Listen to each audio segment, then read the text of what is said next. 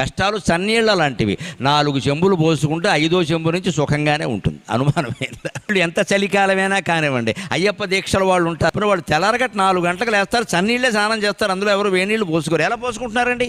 ముందు 4 చెంబులు అయ్యప్ప స్వామియే అంటారు, అయిపోయిందంతే, మొత్తం ఆ మిగిలినంతా బాగానే ఉంది. అంతే, మనం అలాగే ఉండాలి. కష్టాలంతే, ముందు 4 కష్టాలు భరించగలిగితే తర్వాత ఆ కష్టం కూడా సుఖంగానే ఉంటుంది. ఎప్పుడూ కష్టాలు ఎక్కువ వస్తున్నాయంటే యువతరం ఒకలా ఆలోచించాలి. బాగా వాతావరణం ఉక్కబోస్తోంది అంటే వర్షం కురుస్తుంది ఖచ్చితంగా.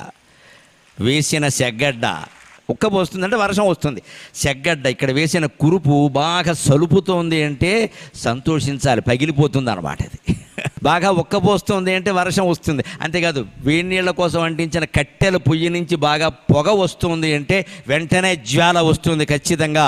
అలాగే కష్టాలు నీ జీవితంలో కమ్మాయి అంటే భగవద్ అనుగ్రహం వర్షం రూపంలో కురవడానికి సిద్ధంగా ఉంది.